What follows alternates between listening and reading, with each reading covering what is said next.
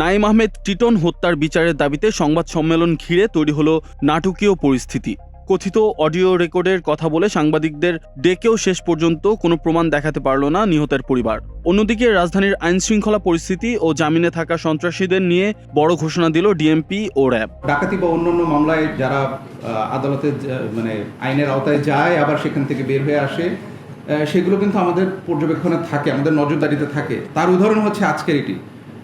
তাকে আমরা গত বছরও গ্রেফতার করেছিলাম, তাকে আইনের হাতে সোপর্দ করা হয়েছিল এবং সে আবার বের হয়ে কিন্তু একই কাজ করবে বিধায় আমাদের পূর্ব থেকেই ধারণা করা ছিল, আমাদের গোয়েন্দা নজরদারিতে ছিল। পুলিশের থানার কাজই হলো মামলা নেওয়া। মামলা যদি না নেয়, থানার উপরে আমাদের 24টা জোনাল এসির অফিস আছে, 50টা থানা এলাকায় জোনাল এসির অফিস। এই অফিসে আপনারা যাবেন। এরপরে আমাদের 8টা ক্রাইম ডিভিশনের ডিসি আছে, এখানে আপনারা অভিযোগ করবেন বা যোগাযোগ করবেন। অতএব মামলা এক জায়গা থেকে আপনাদেরকে ডিলে করাইলেও আপনারা তৎক্ষণাৎ অন্য এক জায়গায় চলে যাবেন, অন্য মানে তার পরবর্তী ধাপে অভিযোগ সহ, যে মামলা নিচ্ছে না তার বিরুদ্ধে অভিযোগ সহ চলে যাবেন।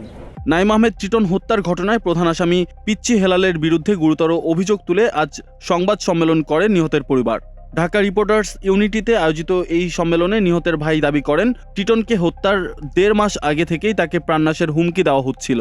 পরিবারের অভিযোগ, আসামি হেলাল জেল থেকে বের হয়ে অন্যের লাইসেন্স ব্যবহার করে অবৈধভাবে পশুর হাটের ইজারা ও সরকারি টেন্ডার নিয়ন্ত্রণ করছেন। পিচ্চি হেলাল পুরস্কার ঘোষিত একজন শীর্ষ সন্ত্রাসী। সে রাজধানী মোহাম্মদপুর, ধানমন্ডি, নিউ মার্কেট ও এলিফ্যান্ট রোড এলাকায় প্রভাব বিস্তার এবং আগামী কোরবানির গরুর হাটে ব্যবসাকে নিজের নিয়ন্ত্রণে রাখতে আমার ছোট ভাই টিটনকে হত্যা করেছে। জেলখানার ভিতরেও পিচ্চি হেলালের সাথে টিটনের ঝামেলা হয়েছিল।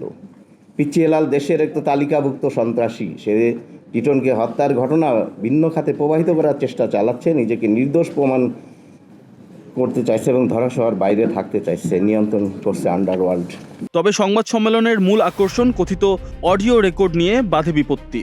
পরিবারের দাবি অনুযায়ী ওই রেকর্ডে হত্যার ষড়যন্ত্রের প্রমাণ থাকলেও সাংবাদিকদের সামনে তা শোনানো হয়নি। উপস্থিত সাংবাদিকরা বারবার দালিলিক প্রমাণ ও অডিও রেকর্ডটি শুনতে চাইলে মামলার আইনজীবী অ্যাডভোকেট জিয়াউর রহমান সদুত্তর দিতে ব্যর্থ হন। তিনি বিষয়টিকে মামলার গোপন আলামত বলে এড়িয়ে যাওয়ার চেষ্টা করলে উপস্থিত সংবাদকর্মীদের মাঝে পুরো সংবাদ সম্মেলনের উদ্দেশ্য নিয়ে প্রশ্ন ওঠে।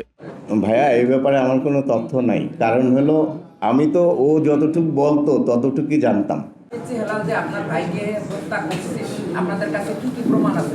আমি কিন্তু সব বলে দিছি যে কি কি বলছে, কি কি হয়েছে। প্রমাণ তো করবে অ্যাডমিনিস্ট্রেশন। আর ওর বলে দিছি যে ওর এই কি বলে অ্যাপসের মাধ্যমে কথা বলতো, আর যে প্রমাণগুলো সেগুলো তো বাইর করবে তদন্তকারী কর্মকর্তারা। যে ওনার মোবাইল, এমনকি টিটন সাহেবের যে মোবাইল ব্যবহৃত ছিল সেটার মোবাইলের জন্য ফরেন্সিকে দেওয়া হয় এবং সেই সাথে আমরা দাবি করছি যে এজাহারভুক্ত 1 নম্বর আসামির যে আমরা যেটুকু জানি, আমাদের কাছে ইনফরমেশন আছে যে 8টা ব্যবহৃত সিম আছে।